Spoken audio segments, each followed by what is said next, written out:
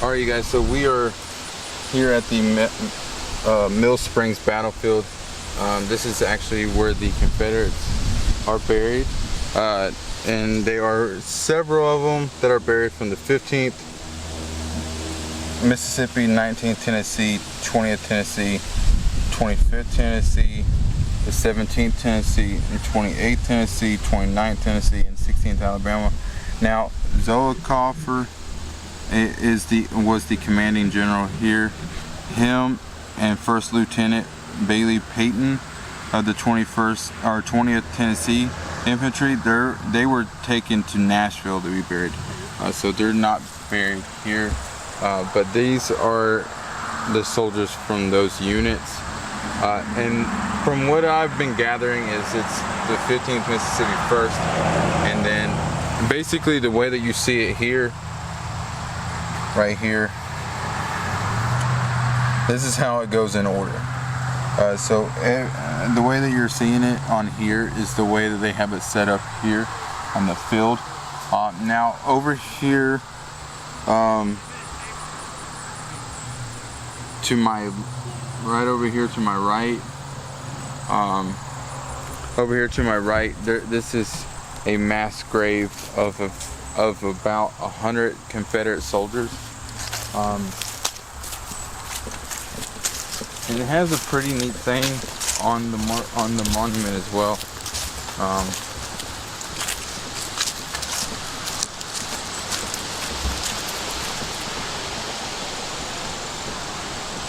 So on here it says, "Beneath this mound rest and sleep that knows no waking more than 100 Confederate soldiers from Tennessee, Mississippi, Alabama who were killed in the Battle of Fishing Creek, January 19th, 1862. We know not who they were, but the whole world knows what they were. These died far from their homes, but they fill heroes' graves, and glory keeps senseless watch about their tomb." So right here we have this right here that we're going to place in honor for them. Once I get it corrected. I'm not good at this, guys. There we go. So, kind of pay our respects to them. You sure it'll stay up? Yeah, it's in the ground. Okay. Then we'll walk over here. Do a couple more of these markers. This area has actually been it's been named now Zoe Coffin Park, named after the general that was here.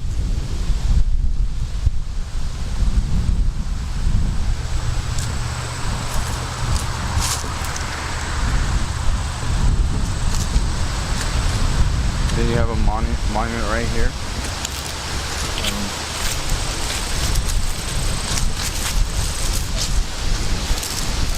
So on this spot right here, this is where General Felix K. Zollicoffer of the Tennessee, January 19th, 1862, Lieutenant Bailey Payton Jr., H.M.R. Fogg, and many more than 150 of their Confederate associates in the Battle of Fishing Creek here died with General Zollicoffer, were right as they saw it. They are part of the great host who grown Southern manhood with glorious immortality. They gave their lives, the noblest of all offerings, at duty's call, and fame will never point with pride to this sacred peace where these heroes now so peacefully sleep. So this is actually pretty cool. It's always interesting to see where some of these generals may have fell. Now he's buried in Nashville, which makes sense. He was I think he was from Tennessee as well. This is a plaque talking about a fatal mistake. So there was a mistake that was identified, basically.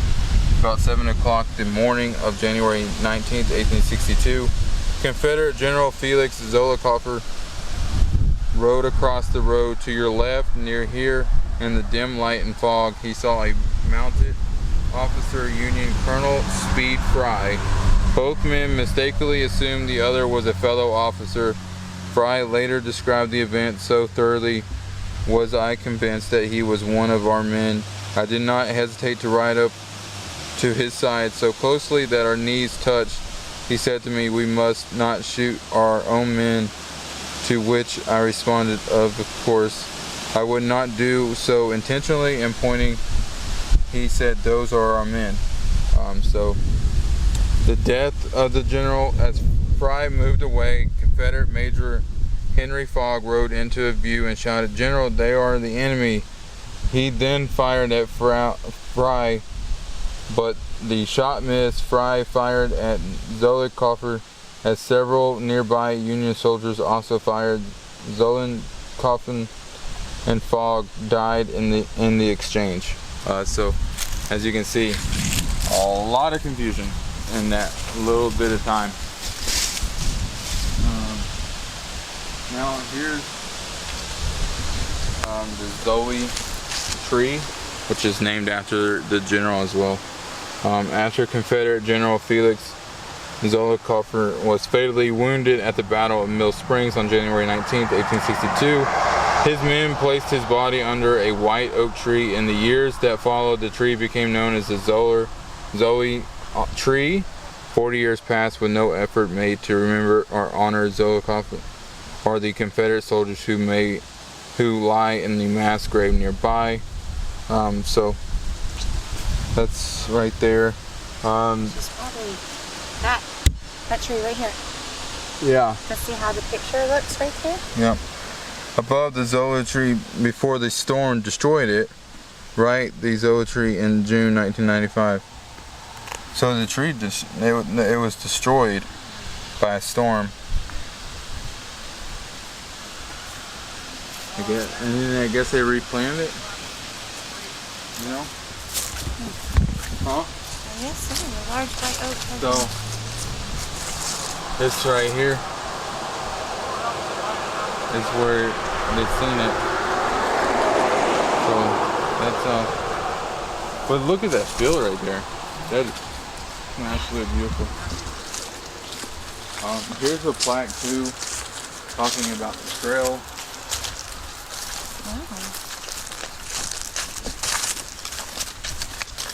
So this is the Ravine Trail. You are here. Here's Zollicoffer Monument. You are here.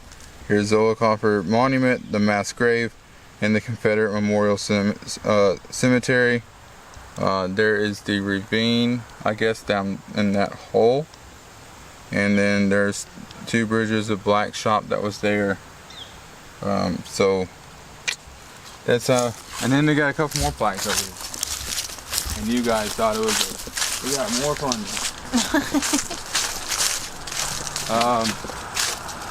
No, this is actually pretty cool. I have to say I had a lot of fun coming out here to Kentucky. Being invited out here by a couple of my friends in reenactment, so it's pretty neat. Even getting to camp. My wife's not really much of a camper, but she's fighting through it. So here is the plaque for a scene of battle. Alfred Edward Mathis, a renowned illustrator, created this drawing. We don't know if he participated in the battle, but it is obvious he was there. So kind of gives you a battle of what was going on in that ravine. On that trail. The fight kind of happened right around there. And then Okay, like you can kind of like view it, what it really looks like, you know? yeah. That picture to that. Yeah. Ain't that something? And see Because if there's that the road right there. On the other side of the road is where Zollicoffer was when he mistaken the Union, and then his buddy was like, "Hey, that's the enemy." And then didn't even wait until his general was clear, and and then started firing, but couldn't hit a Union, and ultimately he lost his life and also the general during this battle. So a lot of confusion, a lot of mistakes, but you know, that's the sad thing about war. But I mean, it's a fascinating battlefield. First time here, and it's pretty neat. And then here's a plaque talking about General Thomas. If you guys are not familiar with General Thomas, he later became known as the Rock of Chickamauga. And then here's him on his horse. And this is before he became a general. He was a brigade general then, but then he was eventually in charge at Chickamauga. And he also held that great stand near Snod Hill Grass Hill and Horseshoe Ridge. Which, if you guys haven't seen it, I did the 160 at Chickamauga. On the second day, they actually did the reenactment of the Battle of Horseshoe Ridge. So that was actually pretty cool. Saturday, we did the General Longstreet breaking the Union Center. So that was another fascinating reenactment. Very hot, but it was a great weekend. So this is a plaque talking about fixed bayonets. So I guess they had a charge of the 9th Ohio. The 9th Ohio was a German-American regiment and the only Union regiment present with battle experience. Major Gustav Kimlington urged his men forward, saying, "If it gets too hot for you, shut your eyes, boys, and forward." The bayonet charge flanked the Confederate left and turned it toward the high hill in the distance. The sustained charge of more than a mile created panic among the Confederates. Some Tennessee troops who feared they would be outflanked and trapped fled. It was the beginning of a full-scale Confederate retreat. So, as you can see, very rarely did they use the bayonets in the Civil War, but they did occasionally did use the bayonets. But with that being said, you guys, I'm gonna go ahead and conclude the video. Make sure you guys hit that like button, subscribe to the channel. Also, check out all my other videos. They're great content. If you guys have any questions, just let me know in the comment section below. Love you guys, and talk to you guys again soon.